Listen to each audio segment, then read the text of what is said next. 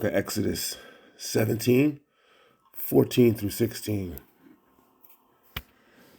And the Almighty said unto Moses, write this for a memorial in a book, and rehearse it in the ears of Joshua.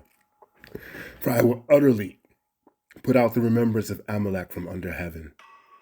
And Moses built an altar and called the name of it Yahweh Nissi. For he said, because the Almighty have sworn that Yahweh will have war with Amalek from generation to generation. I just want to give all praise, honor, and infinite glory unto Yahweh Ba'ashem, Yahweh Shai. Peace and blessings to the hopeful elect. Peace and blessings to those who listen. And for the past few weeks, since we're going on a month now, since October 7th, the Arab group Hamas and the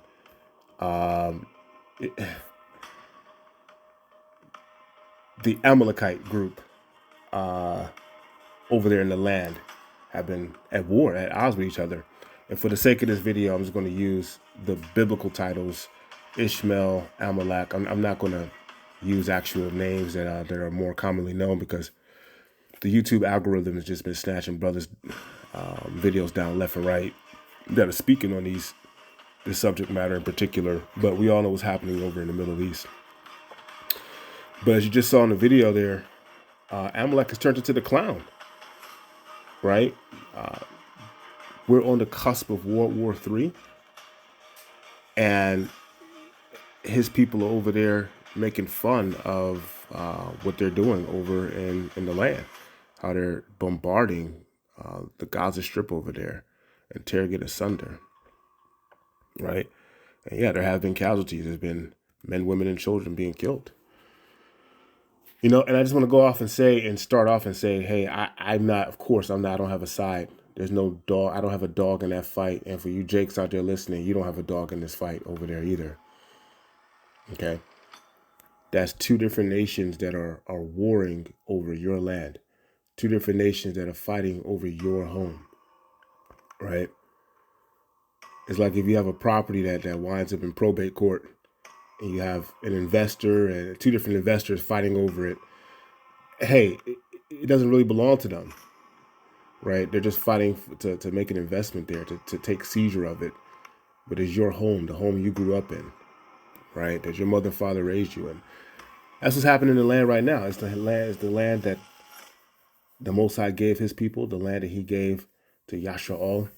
He promised to our fathers, Abraham, Isaac, and Jacob, not Esau. Right? Not Ishmael.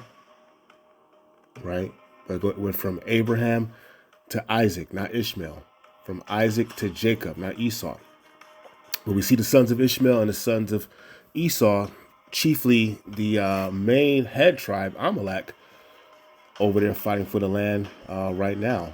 But I just want to point out how, in this lesson, how cold-hearted Amalek is, to the point where there's bombs going off and, you know, children being blown to smithereens in a 25-mile open-air prison with 2.3 million prisoners over there. That's what the Gaza Strip is. And Amalek's on TikTok clowning. You know, it's a serious matter. But what's he doing? Right? It just shows you how he's the wicked. Right? And how this man has to come out of power. The world can't take him much longer, right? The world can't take him much longer at all. Okay? So we know that the Most High has war with Amalek continuously. Nothing's going to stop that, right? But you see that the heart that this man has, that's why he has war with them. Let's see what he did to the children of Israel that made him, the Most High, so furious with them. Let's go to Exodus 17 and 14. The book of Exodus, chapter 17 and 14. They attacked us from the back, man. Our feeble and our young, right? Our elderly, right? That's what Amalek did. That's what the Most High said. He said he has war with Amalek from generation to generation, right?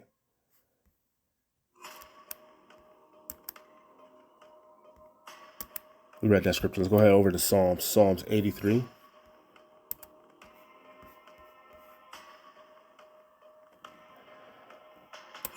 Psalms 83, and I'll start at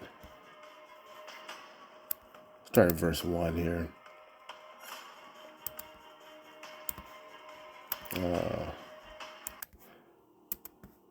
Yeah. Psalms 83 and 1 is an oldie but goodie.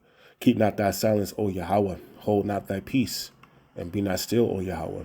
For lo, thine enemies make a tumult, and they that hate thee have lifted up the head.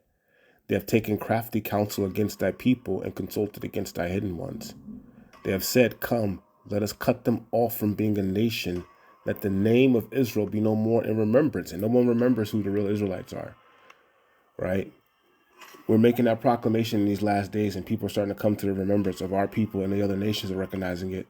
But at large, evangelical Christians don't recognize who the true Hebrews, the true Hebrew Israelites really are. Verse 5, for they have consulted together with one consent. They are confederate against thee. The tabernacles of Edom and the Ishmaelites. And that's who's fighting over there right now. The tabernacles of Edom and the Ishmaelites. Right? Of Moab and the Hagarenes. Gabal and Ammon and Amalek. Amalek is the so-called, who-ish. The people that you can't say anything about without getting your channels taken down and getting canceled, right? Like how they did Kanye West. Okay? So you know what I'm talking about. I'll use the biblical name Amalek for him. Right? But they all consulted together to wipe out the name of Israel. They all consulted together to take over a land that does not belong to them. And in his haughtiness, Esau is making fun and making the whole thing a laughing matter, right? We're on the heels of his destruction. Okay? This next world's war, World War III, is going to be the war to end all wars. Okay? And it's going to be surrounded, it's going to be started by Amalek. Right? Like the scripture says, the least of the flock shall draw them out. So Amalek is the least nation, the least population, but yet his conflict is going to start World War III and draw all nations to be judged and to be pleaded by Yahweh of hosts for his people Israel. He's going to bring sudden destruction upon them.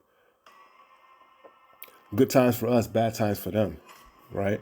But it's a laughing matter to Amalek. Well, he won't be laughing pretty soon here, okay? And he definitely won't be laughing while he's in chains serving out his captivity. Okay, let's get some more scriptures. The book of Obadiah. I'll start at verse 1. Thus saith Yahweh power concerning Edom.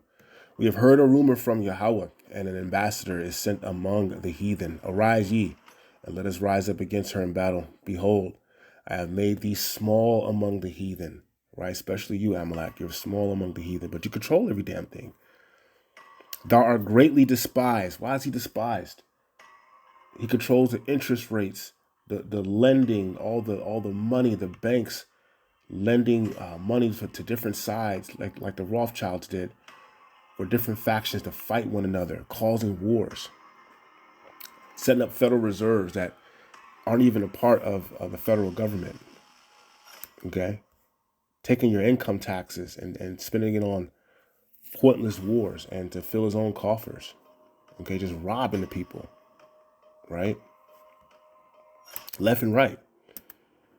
Okay, thou art greatly despised. The pride of thine heart hath deceived thee, thou that dwellest in the clefts of the rock, whose habitation is high, that saith in his heart, who shall bring me down to the ground? Though thou exalt thyself as the eagle, and though thou set thy nest among the stars, thence will I bring thee down, saith Yahweh. Amalek has exalted himself amongst the stars, and exalts himself like an eagle. Okay? Right? He feels as though that he's the chief nation. He runs everything. Okay?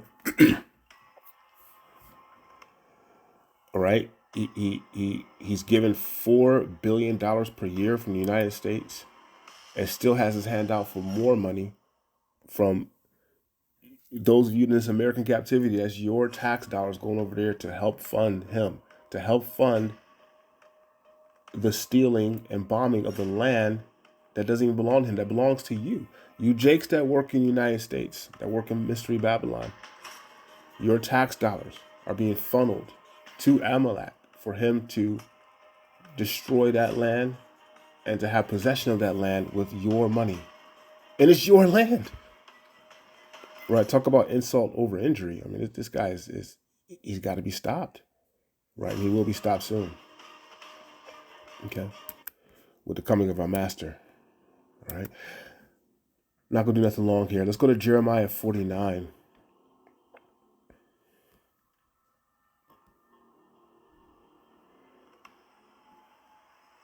Jeremiah 49, I'll start at verse 14. I have heard a rumor from the Almighty, and an ambassador is sent unto the heathen, saying, gather ye together and come against her, and rise up to the battle. For lo, I will make thee small among the heathen. Right? That's twice. Esau is small among the heathen, especially Amalek, and despised among men. Thy terribleness hath deceived thee, and the pride of thine heart, O thou that dwellest in the clefts of the rock, that holdest the height of the hill. Though thou shouldest make thy nest as high as the eagle, I will bring thee down from thence, saith Yahweh. Two different prophets saying the same thing. Also Edom shall be a desolation. Everyone that goeth by it shall be astonished, and shall hiss at the plagues thereof. Right? So we're going to be laughing at you, Amalek. All right? When you're brought down low with your pompous, wicked ass. Right? As in the overthrow of Sodom and Gomorrah, and the neighbor cities thereof, saith Yahweh, no man shall abide there, neither shall a son of man dwell in it. All right? And that's a great saying there, as in the overthrow of Sodom and Gomorrah, because you have Amalek over there in Tel Aviv, and now Jerusalem, as of this year, having pride parades. That's the Holy Land. That's the upright land. Okay? You've got the Torah over there. You've got the writings. You got the law. You got the land. And you still can't do right, Amalek. Pride parades. Right? Homosexuals flaunting. I mean, all sorts of debauchery over there in Tel Aviv and in Jerusalem. Okay? And these are supposed to be the people of the Most High? These are Yahweh's children? No way. These are imposters that are going to have to give that land up. But first, they're going to be humbled and embarrassed. Okay, we're going into World War III. America is going to lose this war. Amalek is going to be destroyed over there. He's surrounded by all Ishmaelites. He's surrounded by his enemies. Okay? That blood is going to be poured out over that land. Why? Blood has to be shed to cleanse that land. That land has to be cleansed. For who? For you, Yasha'al. For you to get ready to go back home. All right. So these are good things, good times that we're in. We're seeing our redemption draw nigh. Okay. All right. I'll close out with this here. Because the wicked prophesied against the wicked. Right. Balaam prophesied against you, Edom, Amalek. Let's go to Numbers 24 and 18. The book of Numbers, chapter 24, verse 18. And it reads, and Edom shall be a possession. Seir also shall be a possession for his enemies. And Israel shall do valiantly. Out of Jacob shall come he that shall have dominion, and shall destroy him that remaineth of the city. Right?